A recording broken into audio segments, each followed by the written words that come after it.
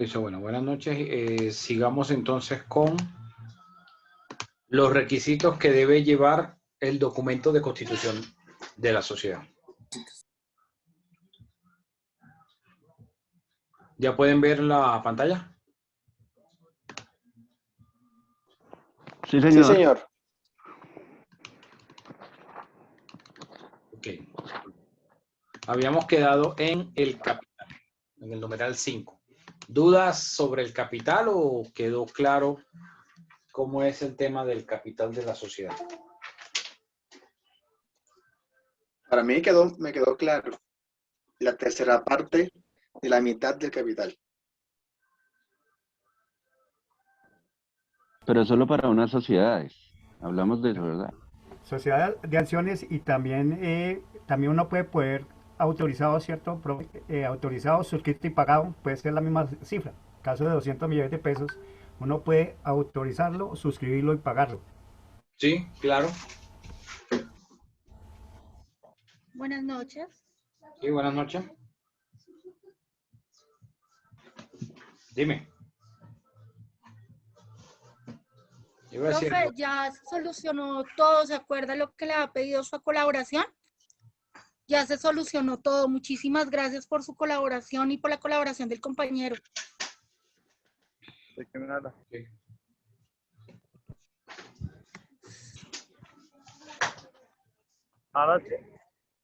Profe, creo que vamos para el número. Buenas noches. ¿Qué portal nos colaboran más, por favor? a ver, veo que varios tienen el micrófono abierto. Cogió la poli. Permítame. Michael, Oye, tocó Bueno, entonces, miremos el numeral 6. ¿Quién me ayuda leyendo el numeral 6? Ese también lo vimos ayer, profe, pero bueno. La forma, sí, no. La forma de administrar los negocios sociales con indicación de las atribuciones y facultades de los administradores y de las que reserven los asociados, las asambleas y las juntas de socios, conforme a la regulación legal de cada tipo de sociedad. Ok, gracias. Bueno, recordemos lo siguiente. El órgano máximo de la sociedad, tratándose de las sociedades colectivas, comandita simple y las sociedades limitadas, se llama junta de socios. La junta de socios es ese órgano máximo.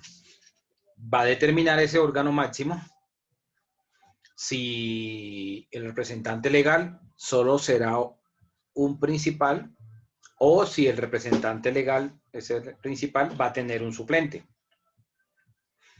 Si va a haber un órgano que ayude en la administración a ese representante legal, que se llama junta directiva.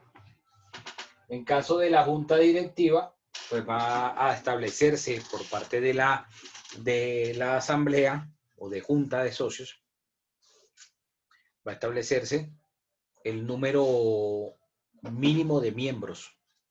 Se recomienda que sean números impares. ¿Ok? O sea, 3, 5, 7. Y entonces se establecerá si además de cómo es del principal va a tener un suplente o si solamente tendrá el principal, los miembros de la junta directiva. En los casos en los que hay junta directiva, termina teniendo mucho más poder el presidente de la junta que el representante legal, porque el presidente de la junta le hace contrapeso entonces a el representante legal, ¿ok? Al interior de las decisiones que se tomen en la administración del negocio como tal. Si se determina que va a haber junta directiva, además de decir cuántos miembros, que se recomienda que sean impares, hay que colocarles cuáles serían esas funciones. Pero ese cuerpo, llamado junta directiva, debe tener su propio reglamento. Entonces ellos van a determinar cuántas veces se reúnen al año, si se reúnen de forma mensual, si se reúnen cada 3 meses, si se reúnen cada 6 meses o qué. Cada vez que un órgano se reúne, debe dejar la respectiva acta. Entonces, si se coloca que las reuniones de la junta directiva van a ser mensualmente hay que hacer el acta de la respectiva reunión. ¿Ok? Asimismo, va a establecerse por parte de la junta de socios o la asamblea general de accionistas si se designa revisor fiscal. El revisor fiscal, ya ustedes saben, ya te digo, Laura, el revisor fiscal va a ser un contador público. Ese contador público no puede tener vínculos o un grado de cercanía con ninguno de los socios ni con el administrador. Dentro del 4º grado de consanguinidad, 2º de afinidad y 1º civil. Supongo que ustedes ya vieron los grados de consanguinidad, ¿cierto? Los parentescos. Profe, ¿no puede tener vínculos con quién? No, profe, no me gusta. Con las personas que están dentro del 4º grado de consanguinidad, 2º de afinidad y 1º civil. ¿Quiénes son esos? A ver, ¿quién me podría decir cuáles son entonces? El hermano, el tal. El hermano, el papá, el hermano, el tío, el primo y con el esposo o esposa. El cónyuge, el cuñado. Hasta el hijo adoptivo es el último, el primer grado civil, si no estoy mal. Sí. Hijo adoptivo. Y el 2º de afinidad, pues serían los cuñados. El 1º de afinidad serían los suegros y el 2º los cuñados. Dentro de los de consanguinidad, con los hijos, con los padres, con los tíos, los primos de 1er grado, los primos hermanos. Entonces, no puede tener ese revisor fiscal esa cercanía con ninguno de los socios. Se supone que el revisor fiscal es una persona que es como un auditor, ¿sí? O sea, va a verificar que la sociedad esté cumpliendo primero con los estatutos, o sea, con lo que los mismos socios han determinado en los estatutos. Y segundo, que estén cumpliendo con la ley. Que no se vayan a tomar decisiones que vayan en contra de los estatutos o en contra de la ley. O que se dejen de cumplir disposiciones estatutarias o disposiciones legales. Tranquilo, Julián. Bueno, Laura Valentina preguntaba que por qué se recomendaba un número impar. Por una sencilla razón, Laura. Porque al momento de tomar decisiones, la junta directiva va a tomar decisiones por las cabezas que hayan, no por porcentajes de participación, porque los miembros de la junta pueda que no sean socios. Entonces, al no ser socios, si son 5 personas, 3 personas pueden votar frente a una propuesta de una forma y las otras 2 pueden apartarse de esa propuesta. Entonces ganarían ahí por democracia, ¿ok? Para poder determinar la forma de adoptar decisiones al interior de ese cuerpo. Por eso es que se menciona que la junta debe hacer números impares por ese tipo de situaciones, ¿ok? Ok, gracias, profe. Bueno, ¿alguna otra duda? ¿Alguna otra pregunta? 4º de consanguinidad, 2º de afinidad y civil. ¿Cuál, perdón? 1º civil.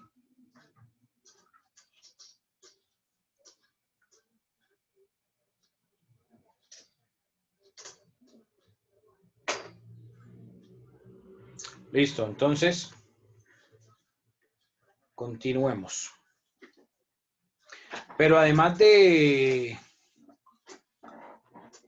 revisor fiscal, el revisor fiscal principal pues, puede tener un suplente.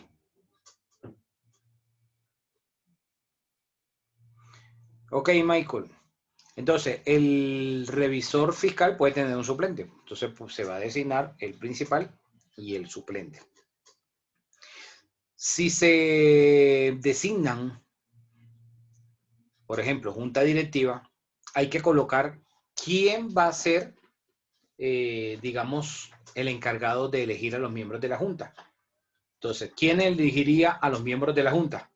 Los elegiría el órgano que está por encima de ellos, que sería la junta de socios o asamblea de accionistas. Lo mismo sucede frente al revisor fiscal. Entonces, ¿quién va a designar el revisor fiscal? ¿Lo va a designar la asamblea de accionistas o la junta de socios? ¿O lo va a designar la junta directiva? Hay que definirlo en los estatutos quién hace ese nombramiento. Y lo mismo con el revisor fiscal. Perdón, con el representante legal. El representante legal puede ser elegido por la junta de socios o asamblea accionista, o en su defecto pueden delegar, si hay junta directiva, que sea la junta directiva quien haga la designación.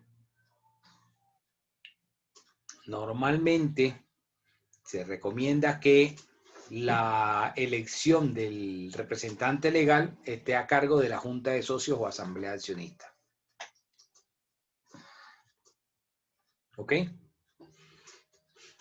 Otra cosa que ninguno me ha preguntado.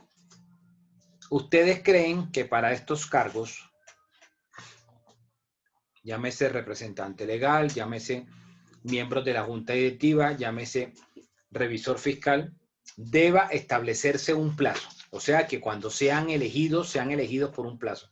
Digamos que digan, bueno, van a tener un periodo de 1 año o de 2 años. ¿Ustedes creen que es bueno colocarle periodos de tiempo? Sí, profe. Sí, profe, a mí sí, profe. Yo creo que no. Muy bien, Laura. Sí, Valentina. profe. La respuesta es no. ¿Por qué? Porque si aún lo hicieran, eso no va a tenerse como válido. Porque es que pueden decir, bueno, el representante legal va a tener un periodo de 1 año. Y yo he visto muchos modelos de estatutos donde dicen que el periodo por el cual lo están designando. Pero si la persona duró más allá de ese tiempo, ¿sí? O sea, llegó el año y no lo reemplazaron, sigue en el cargo. No tiene ningún sentido, porque es que la sociedad no puede quedar sin representante legal. O lo contrario, por 1 año. Y se den cuenta los socios que ese representante legal como administrador, nada que ver. Tendrían los socios que esperar que se cumpliera el periodo del año para entonces poder removerlo del cargo, para poder cambiarlo. Si a los 3 meses se dieron cuenta que le quedó grande el cargo. No. No, señor. Estos cargos, aun cuando en los estatutos se colocara un periodo, es como si no se estableciera, porque normalmente pueden tomar más del tiempo que se está colocando ahí. La sociedad nunca puede quedar sin revisor fiscal en caso de que la sociedad haya establecido en sus estatutos desde el momento que se está creando el cargo. Nunca puede quedar sin junta directiva en caso de que hayan decidido desde el momento de su creación el cargo de el cuerpo de junta directiva. O si decidieron el revisor fiscal, pues nunca va a poder estar sin revisor fiscal si lo decidieron desde el principio. O peor aún, frente al representante legal, nunca van a poder quedar sin representante legal. O sea, si el representante legal fuera a la Cámara de Comercio y radicar una carta diciendo que a partir del día de hoy, 25 de febrero, renuncio de manera irrevocable al cargo de representante legal de la sociedad X, eso se entiende como si no se hubiera hecho. Porque la forma, digamos que Laura Valentina sea la representante legal y Laura quiere renunciar hoy. ¿Ante quién renuncia Laura? Ante la Junta. Ante el órgano Ante la que la Asamblea. eligió. Entonces, si la eligió la asamblea o junta de socios, entonces ella va a presentar su renuncia ahí en la asamblea. Pero la asamblea no está convocada de forma permanente. Acuérdense que la asamblea se convoca de forma ordinaria una vez al año dentro de los primeros 3 meses o extraordinaria. Entonces va a presentar su renuncia ante el órgano que la designó. Y ese órgano que la designó debe nombrar el reemplazo. Entonces, si Laura va y dice en la Cámara hoy que está renunciando a la representación legal, eso se tiene como si no surtiera ningún efecto. O sea, eso y nada es igual. Porque ante quien tiene que renunciar Laura es ante la Asamblea de Accionistas o Junta de Socios, en caso de que haya sido nombrada por este órgano. Entonces, Laura se presentó en la asamblea que ella convocó de forma extraordinaria y presentó su renuncia. Le aceptaron la renuncia y ahí mismo designaron a Michael Carrillo como el nuevo representante legal. Entonces, cuando se lleva esa acta en la cual se aceptó la renuncia de Laura y se designa el reemplazo en Michael, que Michael va a ser el reemplazo, y se lleva a la Cámara de Comercio y queda registrado esa acta, a partir de ese momento es cuando Laura ya deja de ser oficialmente la representante legal. Así que si Laura va y radica ante la Cámara de Comercio una carta renunciando, ella va a seguir apareciendo ahí en el certificado, mientras no llegue el reemplazo designado por el órgano competente para designar el representante legal.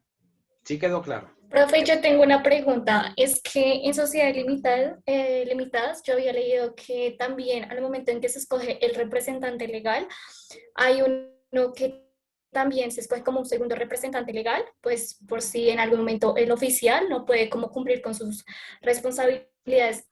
En este caso, este también en el certificado, bueno, en la Cámara de Comercio también tiene que estar como incluido. En este caso, él no podría asumir esa responsabilidad automáticamente sin que la Junta de Socios nuevamente tenga que hacer el debido proceso y eso. Puede en la práctica reemplazar al principal si hay designado y está inscrito en el registro mercantil, en la Cámara de Comercio. Porque el suplente va a reemplazar al titular, al principal, en las faltas temporales o absolutas. Pero es que va a seguir apareciendo ahí el principal. El principal no va a dejar de aparecer hasta que no llegue el reemplazo. Y eso aplica para todas las sociedades, no solo a las limitadas, cualquier sociedad, la colectiva, la encomandita, la limitada, la anónima, la SAS, para todas. Estas reglas que estoy leyendo aquí del artículo 110 son reglas comunes para los 6 tipos de sociedad. ¿Ok? ¿Alguna otra pregunta? Yo, profe, buenas noches. Digamos que, o sea, así no se coloca en los estatutos. Yo pensaba que sí se tenía que colocar un tiempo como para, no sé, darle la oportunidad a otra persona, o si en el evento lo que usted decía que no estaba haciendo bien su trabajo, podía ser removido el cargo en ese tiempo. Pero pues ya usted haciendo la aclaración, digamos que en los estatutos queda implícitamente, digamos que en cualquier momento si no está haciendo bien su tarea se puede remover del cargo, ¿sí? Así no se diga en los estatutos.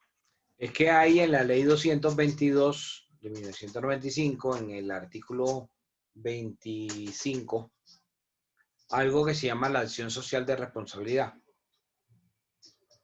Y es que cuando el administrador no está haciendo bien su labor, un porcentaje superior al 20% de quienes representen el capital de la sociedad pueden convocar a una reunión extraordinaria para remover al administrador. Pero hay muchas sociedades que designan en sus estatutos un periodo, colocan un plazo.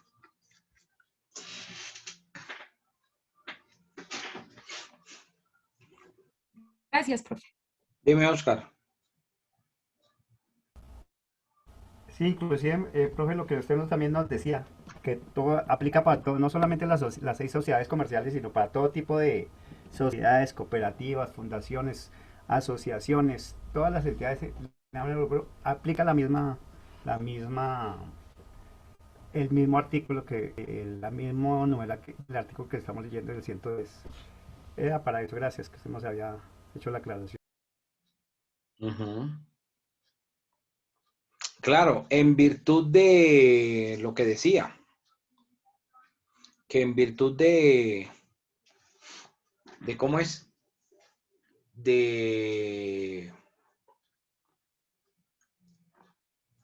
recuerdan que creo que como el lunes leímos un artículo, no me acuerdo ahorita si era el 99 o el 100, que hablaba de que las normas del Código de Comercio aplican no solo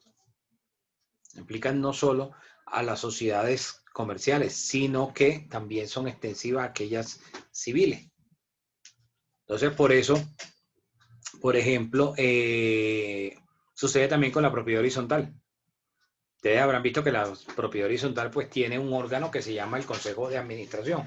Y el Consejo de Administración al final, ¿qué hace? Termina siendo las veces de una junta directiva. O sea, cogobiernan con el administrador. Y muchas veces en este evento de las juntas, junta no, normalmente le llaman consejo de administración. En estos consejos de administración, ¿quién termina teniendo más peso? El presidente del consejo que el mismo administrador. Termina teniendo más poder. Si habláramos en términos de que el que tiene más poder, digamos, quiere muchas veces abusar de su posición y entonces querer imponerse en cuanto a decisiones que se toman y ese tipo de cosas. ¿Ok? ¿Alguna otra pregunta hasta acá?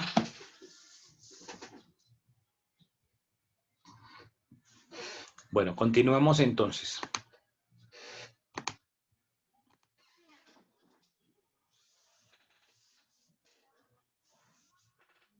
¿Ya les aparece la pantalla?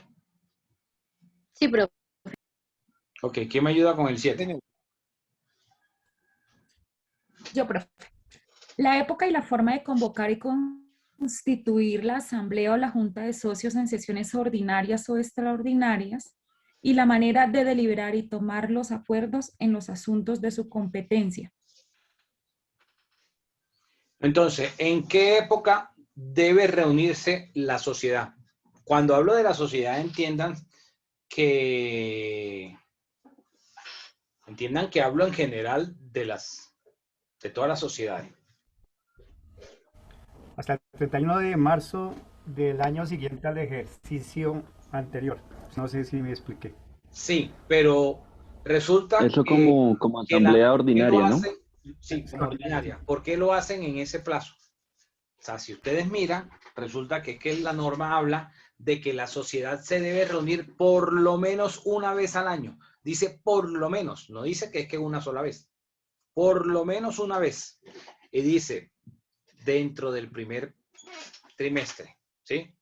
O sea, al 31 de marzo de cada año. Pero la sociedad es libre, la sociedad es autónoma y la sociedad puede decir, no, nosotros nos vamos a reunir de forma ordinaria 2 veces al año.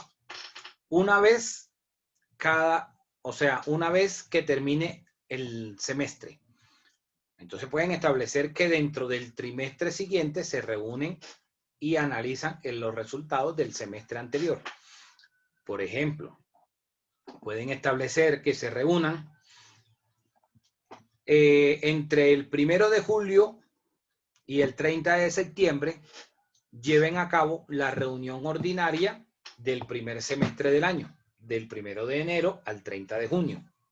Y hagan un corte a 30 de junio y realicen una reunión ordinaria entre el 1 de julio y el 30 de septiembre. Y una segunda reunión ordinaria en la cual se evalúe el segundo semestre del año, o sea, entre el 1 de julio y el 31 de diciembre. Y entonces esa reunión se lleva a cabo entre el 1 de enero y el 31 de marzo. Perfectamente pueden hacerlo. Que no lo hagan las sociedades, la mayoría de las sociedades no lo hacen por el desgaste administrativo que eso tiene. Porque es que no solamente es llevar a cabo la reunión, sino es que toca tener los libros al día, toca prepararse para la reunión y todo eso. ¿Ok? Entonces se va a mencionar en el documento de Constitución cuántas veces se van a reunir de forma ordinaria y van a establecer entonces la forma de cómo se hace la convocatoria. Entonces podemos utilizar las TICs. Podemos utilizar las tecnologías de la información y las comunicaciones y se puede colocar todos estos TICs que les estoy dando para que lo coloquen en sus documentos de constitución de la sociedad, en sus estatutos. Entonces ustedes pueden decir, bueno, como estamos colocando en la información de cada socio el correo electrónico, las redes sociales que tiene, y estamos colocando que tiene que tener WhatsApp y tales redes. Entonces la sociedad puede decir que una forma de convocar a sus reuniones, llámese reunión ordinaria o reunión extraordinaria, y que la convocatoria se haga a través, por ejemplo, de determinadas redes sociales o a través de WhatsApp. Y que digan, va a ser perfectamente válido hacer la convocatoria a la reunión vía WhatsApp. Pueden establecer la forma de que esa sea una forma de convocar. Pero si lo van a aplicar, debe estar en el documento de constitución. ¿Ok? Dime, León. Profesor, una pregunta. La asamblea extraordinaria también debe quedar estipulada, o esa no, porque ya es como una reunión de emergencia. No, claro que sí, la ordinaria y la forma de convocar la extraordinaria, ambas. Y la extraordinaria se puede hacer varias veces. O sea, el hecho de que la norma diga no significa que en los estatutos no vaya. Porque aquí el numeral 7 está diciendo que toca colocarlo. Ok, y lo que digo, la asamblea extraordinaria también puede hacerse varias veces dependiendo, me imagino que se hace cuando hay algún tema problemático en una Sí, sociedad, claro. ¿sí? No van a establecer que tienen que reunirse de forma extraordinaria tantas veces al año, no. Cada vez que surja la necesidad. Pueda que durante el año nunca surgió la necesidad de que se reunieran extraordinariamente y no, solo se reunieron de forma ordinaria. Como pueda que durante un año, por las circunstancias del negocio, tocó reunirse de forma extraordinaria varias veces, en diferentes épocas del año. Dime, Juan José. Doctor, una pregunta. Uno puede convocar entonces, pues, utilizando los diferentes mecanismos tecnológicos, pero para la reunión tiene que ser presencial o también se puede hacer por medio virtual. Bueno, hubo un decreto, creo que fue el 491 del 2020, no recuerdo ahorita, o el 500 algo, que sacó el gobierno con el tema del COVID el año pasado y autorizó que se pudieran utilizar, pues por el tema de la pandemia, los medios tecnológicos para llevar a cabo las reuniones. Pero es por algo excepcional, o sea, que fue la cuestión de la pandemia. Por cierto, todavía está el tema de la pandemia y veo que acabó de sacar el gobierno la ampliación de la vaina ¿cómo que se llama eso? Del estado de emergencia, de la declaratoria de estado de emergencia hasta el 31 de mayo. Lo acabo de extender hoy. Entonces, digamos que en términos generales, la norma dice que las reuniones se hacen de forma presencial. Pero además de forma presencial, dice que si algunos de los socios no se encuentran presentes en el domicilio. Otra cosa es, ¿dónde se hace la reunión? La reunión se hace en el domicilio de la sociedad, en el domicilio principal. Si algunos socios no pueden estar presencialmente en el domicilio, o social pueden estar conectados vía remota. Y ahí la ley 222 del 95 permitió pues que se empezaran a aplicar las TICs para algunos socios que no estuvieran presentes, y se llaman reuniones no presenciales. Pero esas reuniones no presenciales no significa que cada quien está desde su casa, como de pronto ustedes lo puedan estar interpretando hoy. Cuando la norma habla, el Código de Comercio habla de las reuniones no presenciales, es pensando el legislador que algunos de los socios están en el domicilio principal de la sociedad y otros socios están en otra ciudad, están en otro sitio y están conectados vía remota, y hay una comunicación simultánea y sucesiva y se está guardando esa grabación, se está dejando el registro de esa grabación. Esas son las reuniones no presenciales, pero no significa que han sido reemplazadas por el tema de la pandemia, que se puedan hacer completamente de forma virtual. Todavía la norma no dice eso, porque el decreto que les mencioné es de forma transitoria. ¿Ok?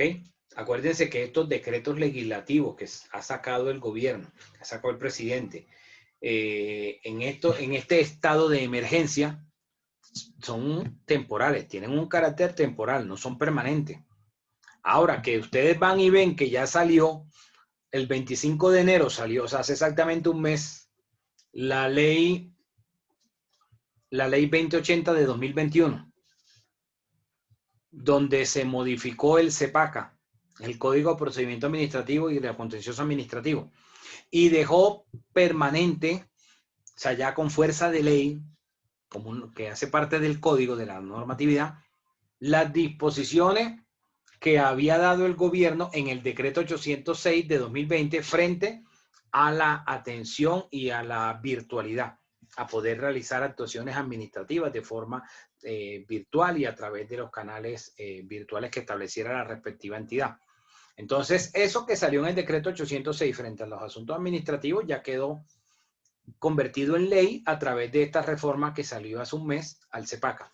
Lo mismo seguramente que va a suceder en lo que tiene que ver con el Código General del Proceso impuesto en el decreto 806, donde habla entonces de las notificaciones electrónicas, de que las audiencias sean virtuales totalmente y a través de los aplicativos que disponga el juzgado o la rama judicial para el efecto.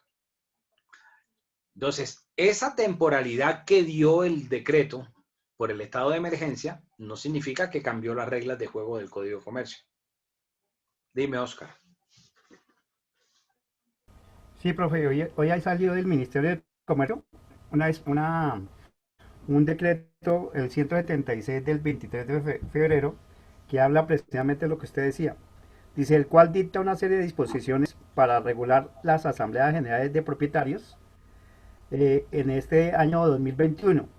El decreto precisa normas sobre quórum, mayoría y participación en las asambleas que se realizan de manera no presencial o virtual, por comunicación escrita o con la participación física de los propietarios.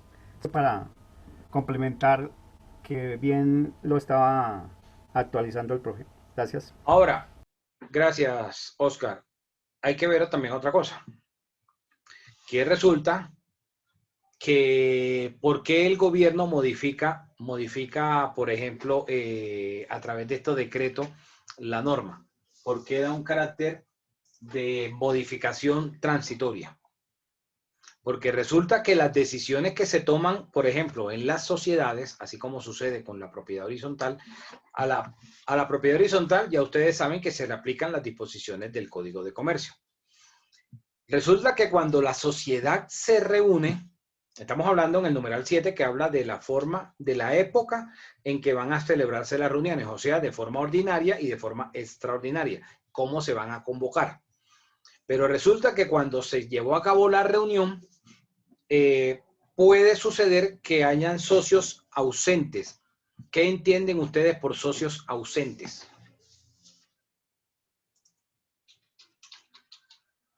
Pues personas que no van a estar. Exacto, que no llegaron a la reunión, que al momento del llamado a lista, por decirlo de alguna forma, o sea, cuando se hizo la verificación del quórum, se llamó fulano, sutano, mengano. ¿sí? Los socios. No estaba presente. No estaba presente. Eso significa un socio ausente. Pero también pueda que suceda que hay un socio disidente. ¿Qué creen ustedes que signifique que un socio sea disidente?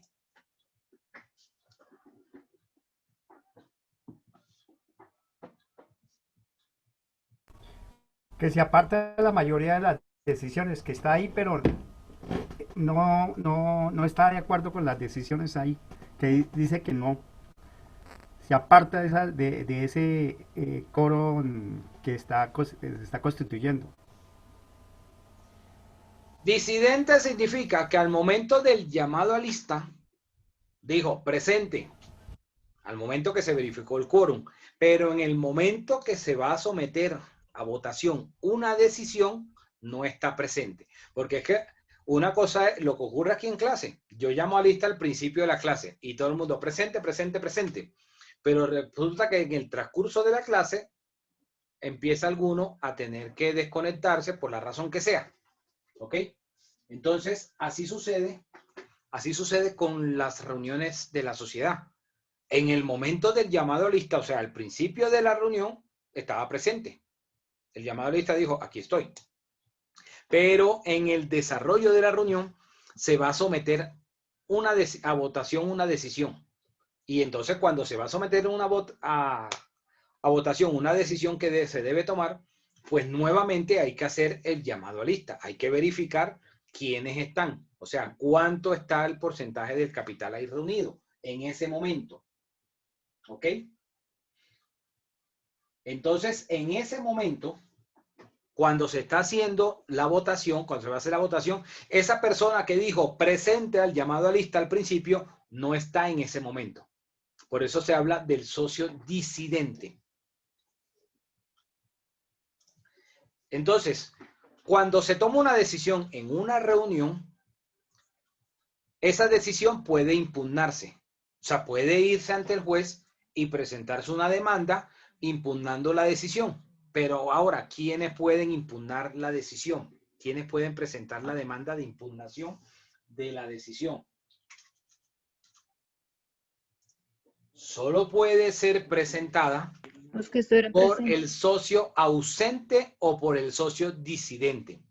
No por los que estuvieron presentes. El que estuvo presente y fue vencido en franca ley, es decir, la mayoría ganó, entonces no puede después, quedó molesto, entonces va ante el juez a impugnar la decisión, impugnar la decisión que se tomó en la asamblea, porque entonces imagínense, si fuera de esa forma, nunca pudieran quedar en firme las decisiones que se tomaran y que fueran digamos, conforme a los estatutos, conforme a la ley, y que la persona hubiese sido vencida por las mayorías. Entonces, solo pueden acudir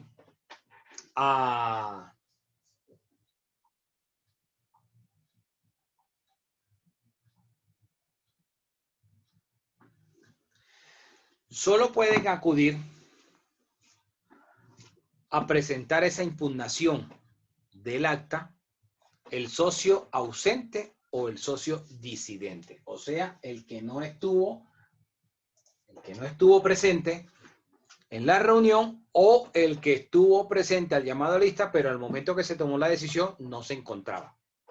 Son los que pueden impugnar el acta.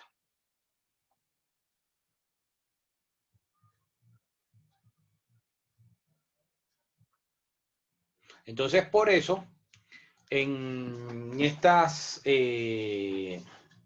decretos que son temporales, se toman este tipo de decisiones para que después, al momento de que se vaya a realizar la impugnación, se tenga en cuenta qué normas estaban aplicando en ese momento, en el momento de la reunión o al momento de hacer la convocatoria.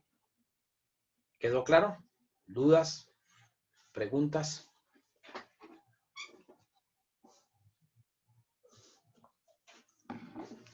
Bueno, ¿me están escuchando? Sí, profesor. Sí. Sí, profe. señor. Bueno, vayamos ahora al numeral 8. Ya les aparece en la pantalla.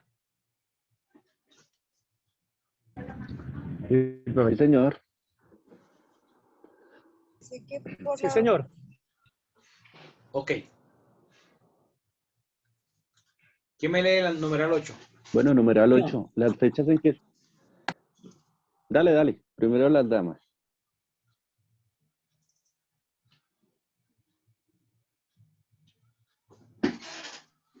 Entonces, no lo leyó ni el uno ni el otro. Ok, no. Numeral 8. Las fechas en que deben hacerse inventarios y balances generales y la forma en que han de distribuirse los beneficios o utilidades de cada ejercicio social con indicación de las reservas que deban hacerse.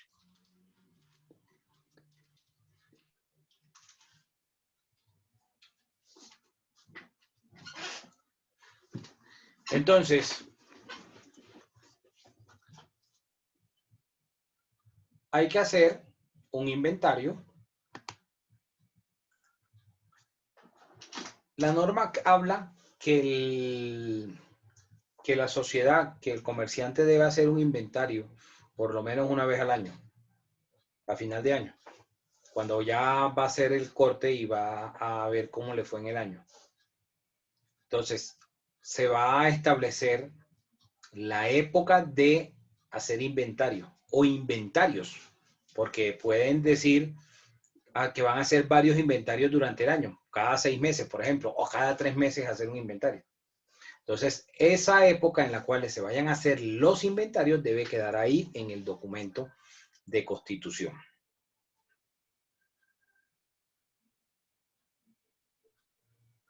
¿Eso incluye todas las sociedades, profesor, también? Todas. Estas reglas son para todas las sociedades. Ahora, ustedes ya saben que la finalidad del constituir la sociedad es producir, generar utilidades, ¿o no? ¿O ustedes creen que se van a reunir entonces para hablar de política, para arreglar el país y no van entonces a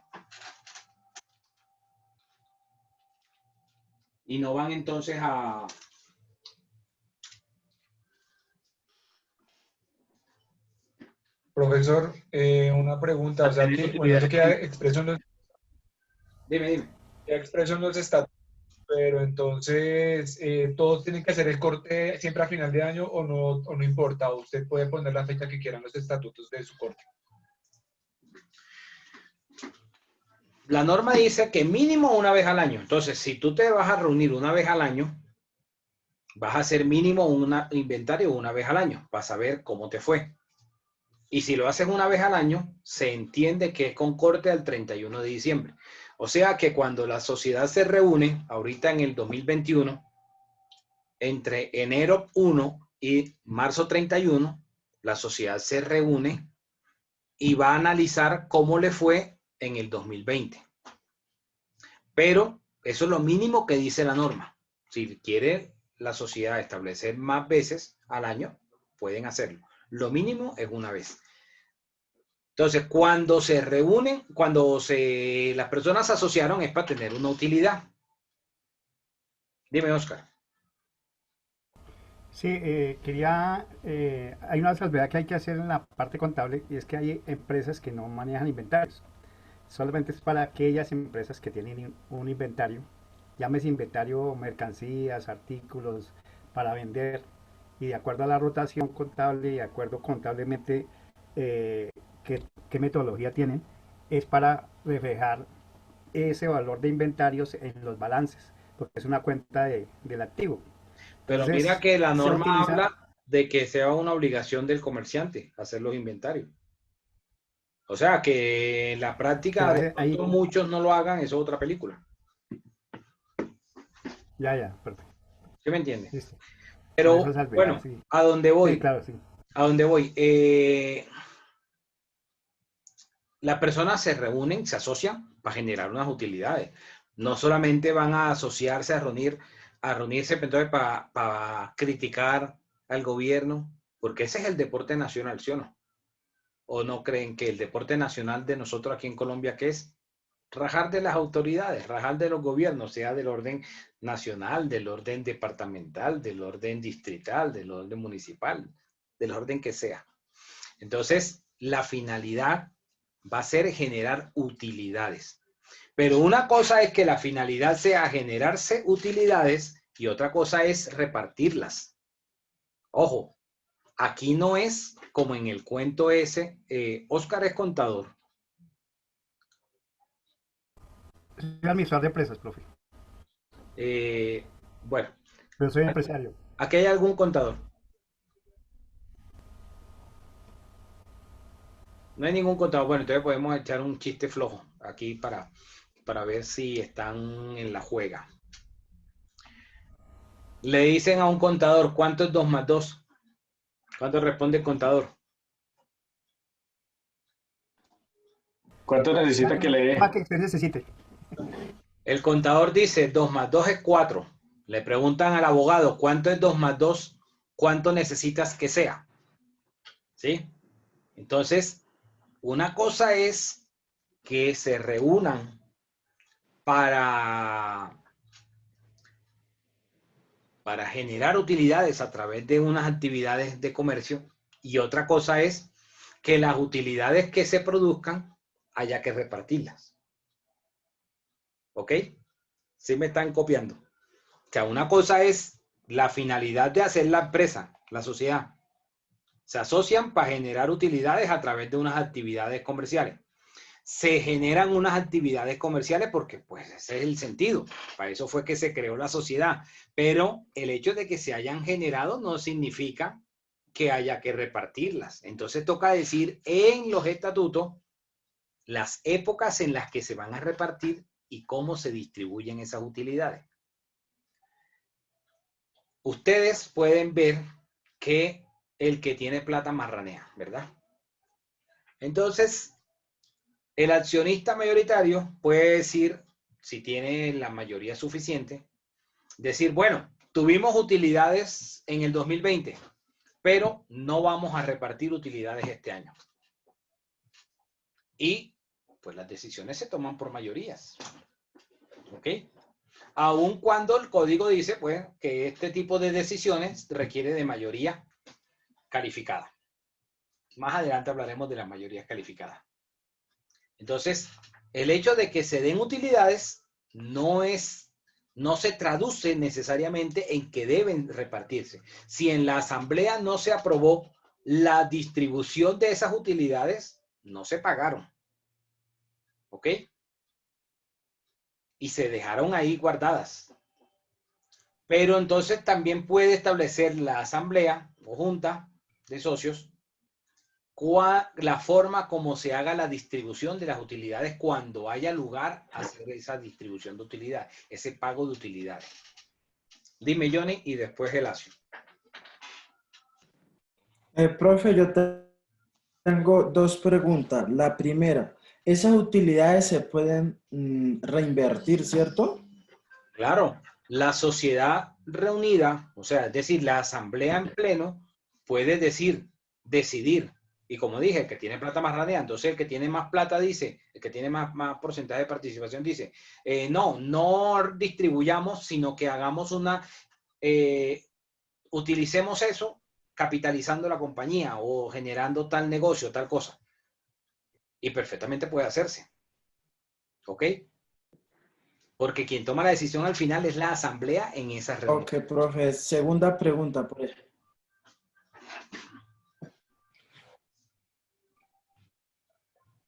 Te escucho. No te oigo. Ok, profe. Segunda pregunta. Por ejemplo, si ¿me escucha? Sí, sí. ¿Me escucha? Divinamente. Si yo voy a crear una empresa, ¿cómo sé a qué sociedad apegarme para constituirla? Si es sociedad limitada o sociedad comandita por acciones. Lo que quieran ¿Cómo sé los a qué socios. sociedad apegarme para crear Lo que quieran. una empresa? Es que aquí eso es lo que estamos viendo en la cátedra. Al final todas las sociedades, estos requisitos son comunes a todas. Esto no es que solo para determinadas sociedades, esto es para cualquier sociedad. Ya cuando entremos a mirar cada tipo de sociedad, que es lo que están haciendo a través del documento de constitución que están haciendo, ya miraremos y ustedes entonces podrán tomar, digamos, ya posición y podrán decir, bueno, me trama más hacer tal sociedad porque da estos beneficios frente a tal otra sociedad que de pronto tiene esto que no, como que no llama mucho la atención. Dime, Gelacio. Profesor, cuando nos habla de que se reparten las utilidades y que no son partes iguales, se refiere a que porque es por acciones, ¿cierto, profe? No, todas. No importa si es colectiva, si es en comandita, si es anónima, todas. Todas las sociedades van a repartir las utilidades. Ahora, el que más plata aportó, más utilidades va a recibir. Es apenas lógico. Es apenas sentido común. El que menos aportó, menos va a recibir utilidades. ¿Ok? Bueno, por eso es que dice el profe que no es por partes iguales. No, es por la participación que tienen. Siempre aquí, acuérdense, aquí no es por democracia de que hay que son 5 personas. Te pongamos un ejemplo. Carlos, Iván, Wilmar y Juan José. Entonces, como son 5 personas, necesariamente cada uno tiene el 20%. Por 5 da el 100%. Entonces, cada uno va a recibir el 20% por parte de iguales. No, señor. Puede ser que Carlos tenga el 50%. Aportó el 50%. Ivonne aportó el 20%. Iván, Wilmar y Juan José, cada uno aportó el 10%. A medida que hicieron el aporte al momento de constituirse, pues así va a ser el peso que van a tener en la toma de decisiones al momento de las reuniones y también la utilidad que van a percibir.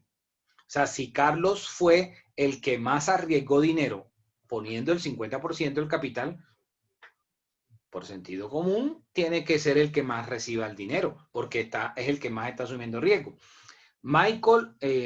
Iván, Wilmar y Juan, cada uno aportó el 10%, entonces va a recibir el 10% de lo que le toque de las utilidades. Y te pongo un ejemplo que de pronto habrán escuchado las noticias en estos días. Ecopetrol ya está hablando de cuánto va a ser el reparto de las utilidades del 2020, que fue una de las pocas compañías en el mundo del sector petrolero que arrojó bastantes utilidades en el 2020, para ser un año de la pandemia y todo eso. Entonces, ¿quién es el mayor socio accionista de Ecopetrol? El Estado. El Estado. Entonces, ¿quién va a recibir más plata? Pues el gobierno. Ahora, por ahí ya están saliendo a decir, bueno, como va a haber utilidades, el gobierno va a recibir no sé cuántos billones de pesos, no sé cuántos miles de millones en utilidades de Ecopetrol del año 2020. Entonces ya con eso, el ministro de Hacienda puede irse olvidando de la reforma tributaria por ahora.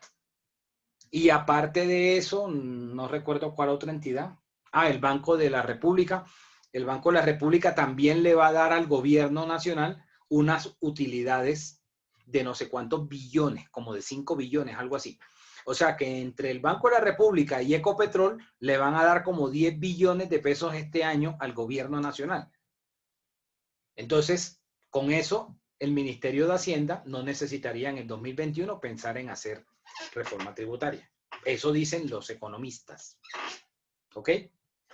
Trasladándolo porque Ecopetrol es una sociedad donde es una iniciativa pública, pero se rige por las reglas del derecho comercial. Se rige por el derecho privado. Y hacen las asambleas y todo como dice el Código de Comercio. No importa que el Estado, que el gobierno nacional sea el que tiene como el 80% o algo así del capital. Igualito aplica como cualquier sociedad mercantil. ¿Quedó claro entonces el tema de las utilidades? Una cosa es que se generen y otra cosa es que la asamblea o junta de socios apruebe repartir las utilidades y la forma como se vaya a repartir la utilidad. Fíjense que a veces ustedes escuchan que Ecopetrol dice, bueno, se va a repartir utilidades y en las utilidades se van a pagar de tal forma, se van a pagar en 3 cuotas, en tal fecha y en tal otra fecha. ¿Ok? Iba a decir algo, Aura. Sí, profesor, quería preguntarle, ¿qué son acciones ordinarias y acciones privilegiadas? Cuando hablemos de las sociedades anónimas, explicamos todos los tipos de... Sí, es que estaba leyendo, hoy estaba estudiando lo de la sociedad anónima y vi eso, yo iba a preguntarle al profesor qué es esa parte. Las sociedades, las acciones ordinarias son las de mayor valor. O sea, las que más peso tienen en una sociedad anónima son las acciones ordinarias. O sea, que si te venden acciones privilegiadas o acciones preferenciales, no comas cuento por el nombre, porque el nombre suena así todo, ¿qué diría yo? Todo pupi, acciones privilegiadas o acciones preferenciales. No, las que más pesan son las ordinarias, son las que valen más y las que al final pesan en la toma de decisiones.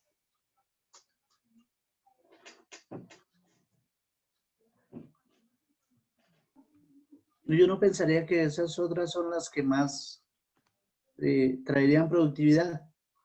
Claro, porque suenan más cachezudas, como de así, de más caché y tal, pero resulta que las que tienen más valor son las ordinarias.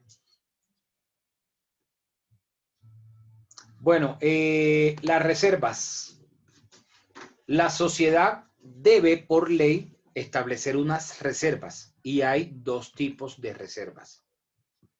Las reservas legales y las reservas ocasionales. Como su nombre lo indica, pues la reserva legal es la que ordena la ley. ¿Y cuál es la regla? La regla es que se debe destinar de las utilidades el 10% como un ahorro de esas utilidades. Las utilidades fueron 100 pesos. Pero ojo, no vamos a repartir esos 100 pesos. Tenemos que sacar la reserva legal, o sea, sacamos 10 pesos, que es el 10% de esos 100, y los guardamos como un ahorro para la época de vacas flacas y repartimos solo 90 pesos. ¿Ok? Esa es la reserva legal. Ahora, la reserva legal no se va a, digamos, a guardar de por vida. La reserva legal es obligatoria hasta que ese ahorro alcanza el 50% del capital de la sociedad. Si el capital de la sociedad son 1.000 pesos y yo tengo en reserva legal 500 pesos, ahí ya cesa la obligación. O sea, si tengo 1.000 pesos de capital y tengo guardado como reserva legal 500 para cualquier evento, ya no necesito seguir haciendo reserva legal porque tengo ahí un colchón. La finalidad de la reserva legal es que la sociedad en el momento en que tenga dificultades económicas tenga un dinero del cual disponer para tratar de cumplir con sus obligaciones. Esa reserva legal no es si la sociedad quiere, es obligatoria, le toca. Pero así como hay una reserva legal, también las sociedades pueden decir o establecer hacer reservas ocasionales. Como su nombre lo indica, las reservas ocasionales pueden ser de vez en cuando. Es una forma de ahorrar. Esto es un ahorro obligatorio que tienen que tener las sociedades. Es un ahorro obligatorio, ¿sí, profesor? Sí, es un ahorro obligatorio que deben tener las sociedades. Bueno, hasta gracias. que alcanzan el 50% del capital, ya cuando lo tienen ahorrado. Se lo pueden ir gastando, a medida que lo necesitan, lo van gastando. La idea es que puedan tener liquidez. ¿Les aparece ya la pantalla? Sí, profesor. Bueno, ¿quién me ayuda con el numeral 9? La duración precisa de la sociedad y las causales de disolución anticipada de la misma. Entonces, aquí la norma dice que todas las sociedades deben tener una duración en el tiempo. Entonces los socios pueden decir, bueno, vamos a crear la sociedad y te pongamos una duración de 2 años, o de 5, o de 10 años, o de 20, o de 50. Aquí no hay reglas ni de tiempo mínimo ni de tiempo máximo. Eso lo determinan los socios. La SAS, la Sociedad por Acciones Simplificadas, en la ley 1258, dice que la duración de la SAS puede ser indefinida. Puede. Y ojo con el verbo que estoy usando. Puede. Poder. ¿Ok? Podría tener una duración indefinida. Podría, del verbo podrir. Y las causales de disolución de la sociedad, el artículo 218 nos dice unas causales para que la sociedad entonces entre en disolución. Una causal es que los socios tomaron la decisión de que no iba más. Y dicen, hasta aquí lleguemos, disolvámonos y entremos en liquidación. Por la razón que sea. Otra es, por ejemplo, que llegue el plazo que establecieron en los estatutos. Dijeron, vamos a tener entonces una duración de 10 años. Llegaron los 10 años, eso es una causal de disolución. La disolución trae como efecto que no puede seguir desarrollando su objeto social. ¿Ok? O sea, queda ahí en el limbo, no puedes desarrollar su objeto social porque está disuelta. ¿Y qué consecuencia viene de la disolución? Viene la liquidación.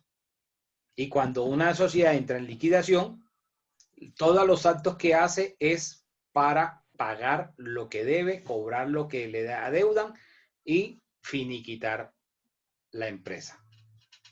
Profe, ese tiempo de duración, un momento que ya vaya a llegar a ese tiempo, ¿se podría extender? Sí, claro, perfectamente. Esto es un contrato. Incluso puede darse que expiró el 31 de diciembre el plazo del 2020 y estamos a 25 de febrero. Entonces los socios pueden decir, bueno, extendamos el tiempo. Eso se llama el enervamiento de la causal de disolución. Y el enervamiento significa es subsanar esa causal de disolución. Para todas las sociedades, el enervamiento, es decir, poder subsanarlo, son 6 meses. Es lo que establece el código.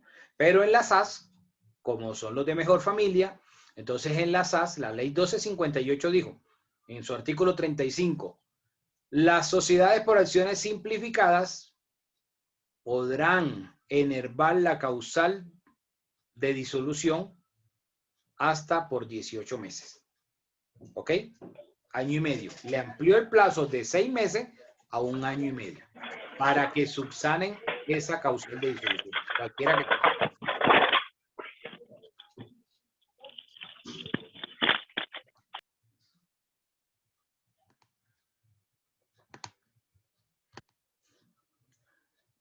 Numeral 10. ¿Quién me ayuda con el numeral 10?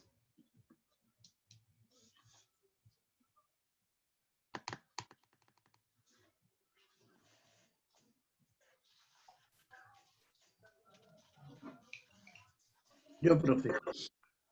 La forma de hacer la liquidación, una vez disuelta la sociedad, con indicación de los bienes, perdón que se me está acá el cuadrito. Ya, perdón. La forma de hacer la liquidación, una vez disuelta la sociedad, con indicación de los bienes que hayan de ser restituidos o distribuidos en especie o de las condiciones en que, a falta de dicha indicación, puedan hacerse distribuciones en especie.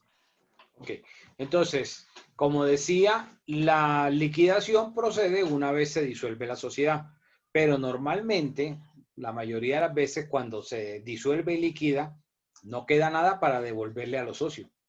Al contrario, los que quedan siguen quedando deuda. Normalmente es lo que sucede.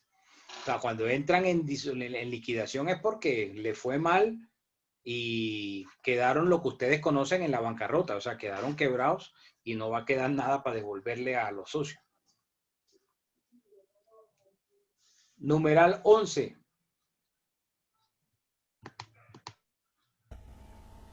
Si Profe, las una diferencias, pregunta antes de continuar, Qué pena, sí. Profe, digamos que, y si tienen empleados, y cuando ya se liquida, ¿qué pasa con los derechos de estos trabajadores para liquidarles a El ellos y para el Código tema de Civil sus... me establece una prelación de crédito. La prelación de crédito que me trae el Código Civil es, primero se le pagan las acreencias tributarias, los impuestos. Segundo lugar, se le pagan los trabajadores, las acreencias laborales. Tercer lugar, se pagan las acreencias que están garantizadas con una garantía, como por ejemplo las hipotecas. En el cuarto lugar, las acreencias o las deudas que no tienen una garantía. En el quinto lugar, se pagan las deudas que están garantizadas por título valor, factura, letra de cambio, pagaré, cheque. Y en el sexto lugar, las demás. Esa es la prelación de crédito que me trae el Código Civil. ¿A quién le pago primero? ¿A quién le pago después? Y así sucesivamente. La ley 222 de 1995 introdujo una, digamos, excepción a esa prelación de crédito.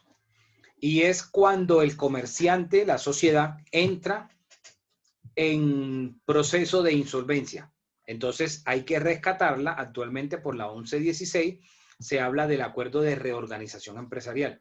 Entonces se va a buscar rescatarla y ley 1116 de 2026. De 2006, perdón.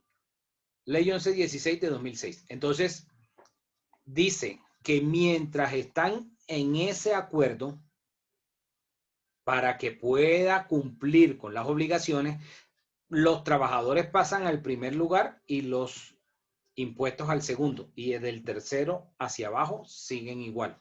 Pero esa es la excepción. Esa no es la regla general. La excepción solo en materia de concursos de régimen concursal. O sea, cuando tienen problemas de insolvencia que están buscando rescatarse. Y tienen una lógica muy sencilla. Si yo como sociedad, si yo como comerciante estoy buscando renegociar con mis acreedores para yo poderles pagar y seguir haciendo lo que yo sé hacer, que es hacer comercio, entonces, si yo no le pago a mis trabajadores, no me van a trabajar, por lo tanto, yo no voy a producir. Y si yo no voy a producir, yo no puedo pagar los impuestos, yo no puedo pagarle a los acreedores que les tengo con hipoteca, yo no puedo pagarle a los que les debo la factura, etcétera, etcétera.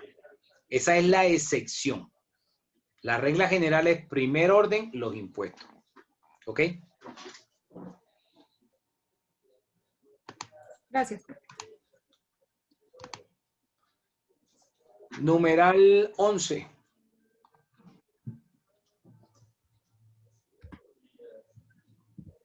y las diferencias que ocurran a los asociados entre sí o con la sociedad con motivo del contrato social han de someterse a decisión arbitral o de amigables componedores y, en caso afirmativo, la forma de hacer la designación de los árbitros o amigables componedores. Ok.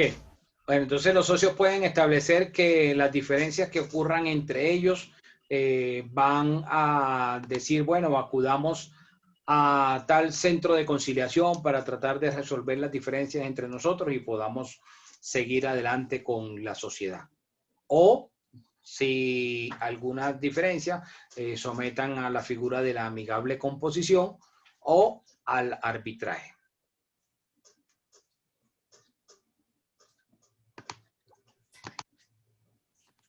Profe, una pregunta. Dime. ¿Esto tiene que estar en el escrito? Sí, claro. Esto que estamos mencionando va escrito en los estatutos de todas las sociedades. Numeral 12. El nombre y domicilio de la persona o personas que han de representar legalmente a la sociedad, precisando sus facultades y obligaciones cuando esta función no corresponda por la ley o por el contrato, a todos o algunos de los asociados.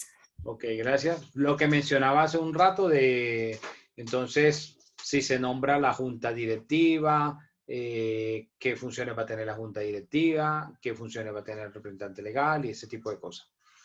Numeral 13.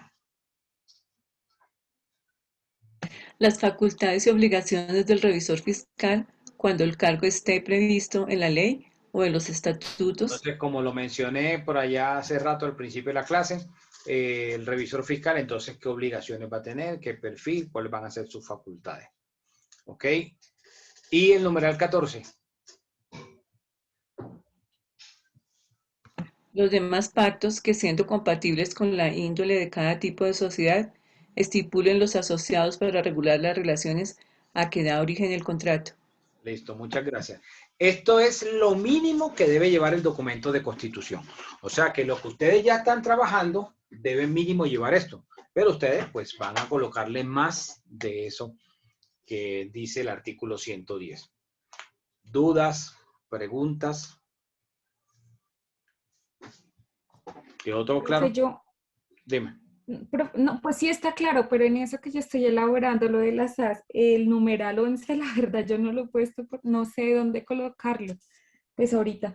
Lo de la parte de conciliación que usted Esto lo puede decía, poner al final. lo del arbitraje. Al final de los estatutos. Ok, profe, gracias.